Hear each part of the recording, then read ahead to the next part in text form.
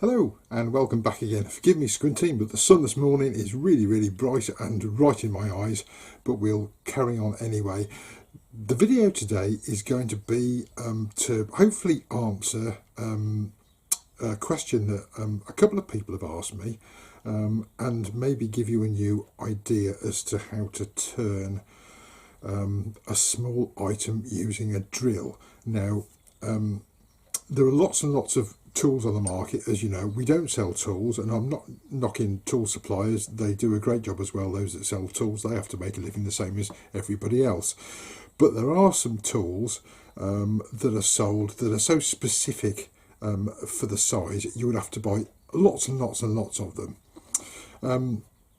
Sorry, I'm rambling slightly. The question that I was asked was in relation to a brass pen, one of our brass pens, which is a tubeless single-ended pen kit, and the gentleman that asked me wanted to know where he could get something like a one-ended mandrel or a pin mandrel.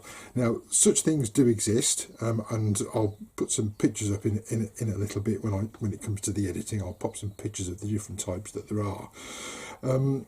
There's an expanding mandrel, which is fine if you've got a brass tube inside your project. Our kits don't use a brass tube inside them. They're a brass product, but there's no brass tube inside. So to use an expanding mandrel, basically what's happening is the expanding bit's trying to split open the wood. Not really ideal. Can you use a pin mandrel? Yes, you can use a pin mandrel, but the problem is getting the right size that you want. And whilst lying in bed awake, as I do quite often, I'm thinking to myself, I'm sure there must be an easier way of doing that job without spending lots and lots on tools.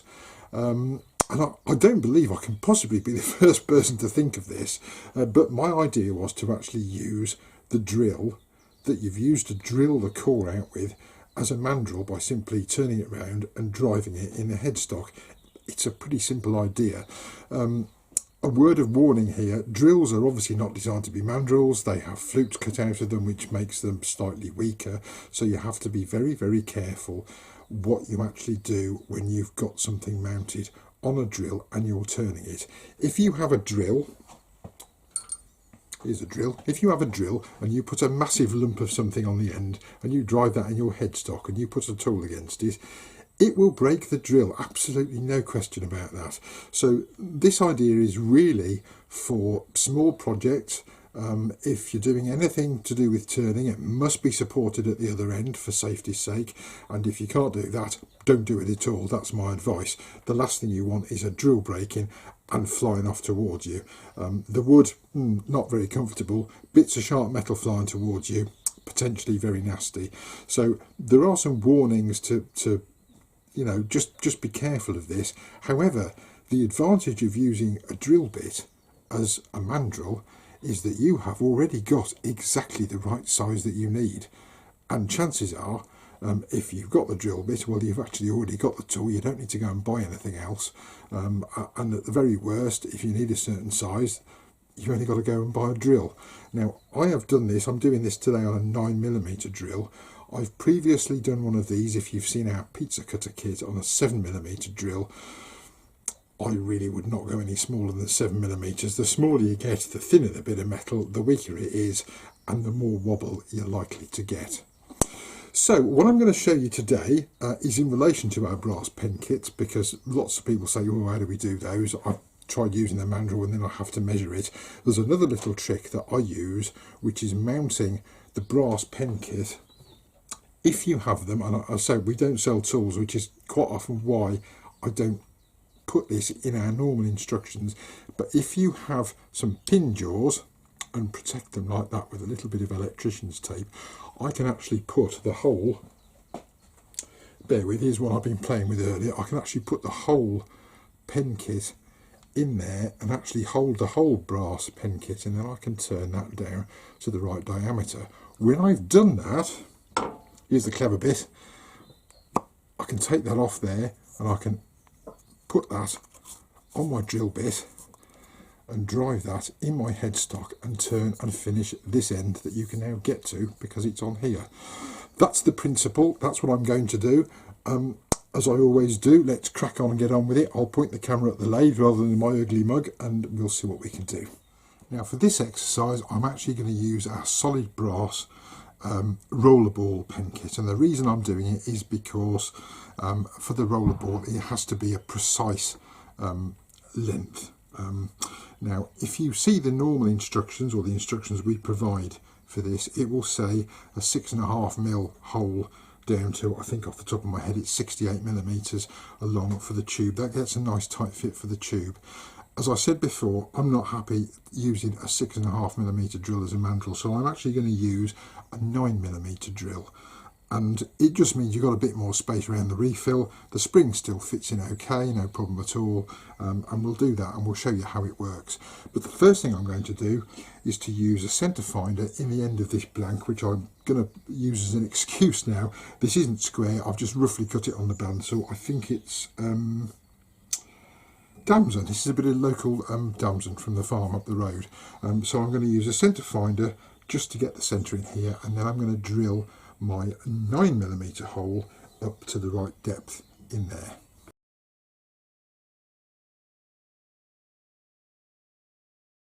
I'm now going to use a little bit of electrician's tape just to mark on here exactly how far I need to drill up to.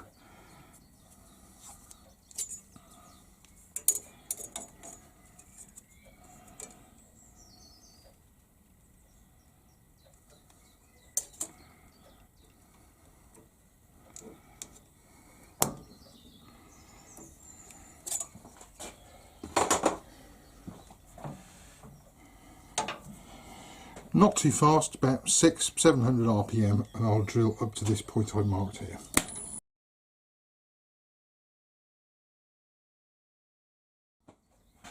I could at this point, if I wanted to, just leave the drill bit in there, take it off here, turn that round, put it back on there, support at the other end, and turn it round. But I've got a lot of wood on here to trim off on this little drill bit. So what I'm going to do is to turn roughly round the bit that I can get to here. I'm going to make sure I get the end flush, so when it goes on the pen kit, it goes on the pen kit flush. Whilst I'm turning this mainly round, I'm just going to support this end with live tailstock.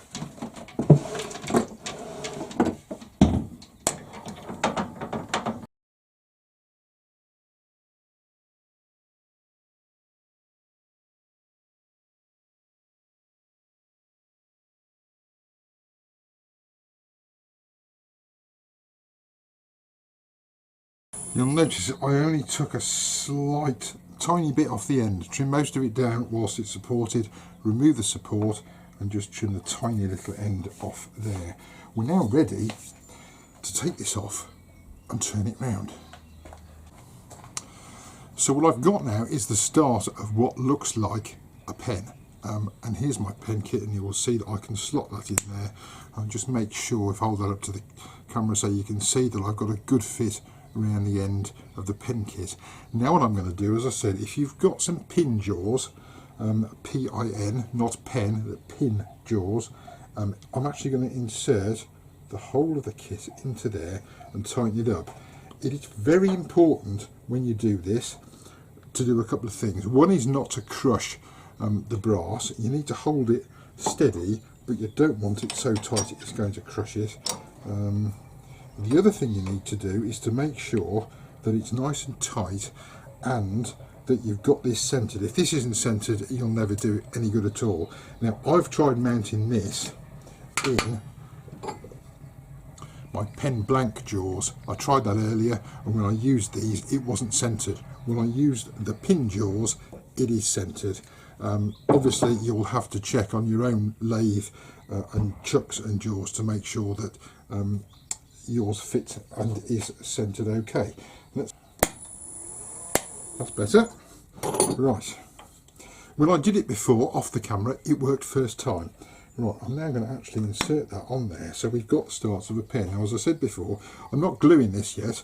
What I'm going to do is just bring up my tailstock and just support that end, and I'm then going to turn this, what really is a blank that's way too big for this pen, to roughly the shape that I want. So let's bring that up here, support that end, and I can then carry on and turn the pen down, and I can use the part of the pen here as the bushing itself. I'm going to try not to touch it because there is some lacquer on the brass pen, but I'm going to use it to get the diameter pretty much spot on, hopefully.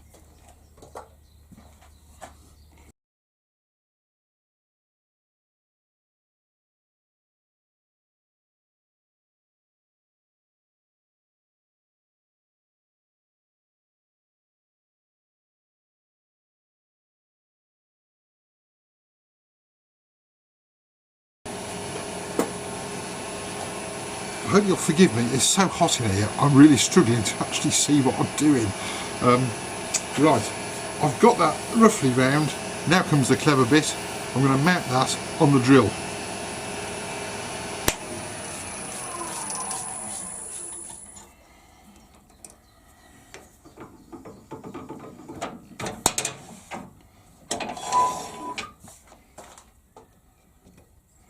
So there's my rough pen kit. And let's take the brass bit out of there. We'll set that to one side.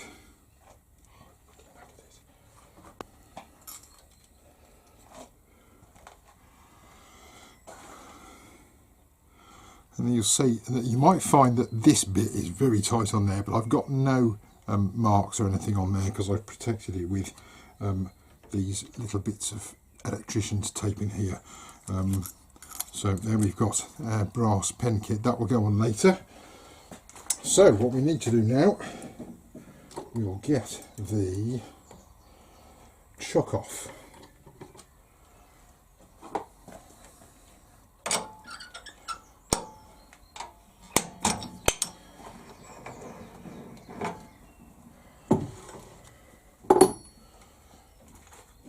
And now we'll take Jacob's chuck and drill bit, and I'm going to remove the marking on here because we don't need that anymore.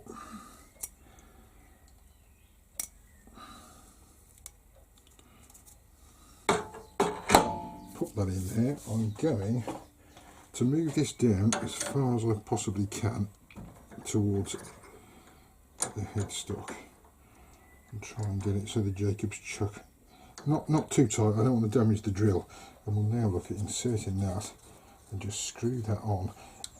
If it doesn't go on tight enough, you can always put a tiny little bit of tape around the drill, but you'll see that's actually relatively secure. There's a little bit of movement here, and that's why I said for using this method, do not put anything heavy at this end. I'm still going to support that while I just remove the end, and we may get a slight movement off here but not a lot, and we'll then be ready to actually finish that as one piece. Now the other thing to bear in mind with this particular kit, because it's length sensitive, I don't want to put too much pressure at this end. I don't want to drill any further into this blank than I already have. On the fountain pen kit it doesn't matter because that's just hollow all the way through. This one I don't want to drill any further. If you go fractionally further, you'll find what happens is the drill grips onto the blank even better. But what I'm going to do is now just start this up, not too fast until I've made sure it's in there and it's quite secure. And I'm now going to just part off this end. I won't go all the way. I'll stop it, break that end off, and then we'll just finish the kit with the closed end up here.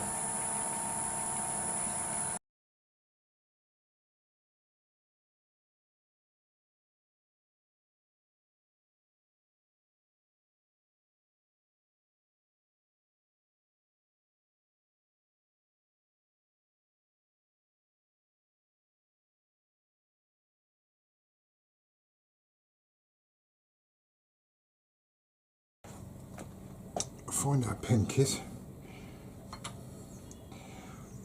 untwist this off the drill, make sure we haven't got any bits in it, and we'll then find, hopefully, that what we've got is a nicely fitted pen. in there, and all I need to do now is to actually glue this onto the main body. So having finished my blank, all I need to do now is to pop it on the pen kit, and I've got a reasonably good fit on there. If I'd been able to see what I was doing, I'd have managed that a little bit better.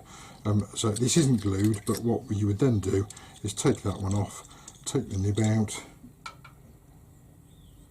pop the spring down inside, pop the refill down inside like so, and you'll see even with a 9mm hole it still springs backwards and forwards in there quite nicely. Screw the nib section back in there, and there we have our finished single-ended pen using the drill as a mandrel. And obviously if you've got projects similar to this that require a different size drill, you can use a different size drill, but as I said before, I wouldn't go anything less than 7mm.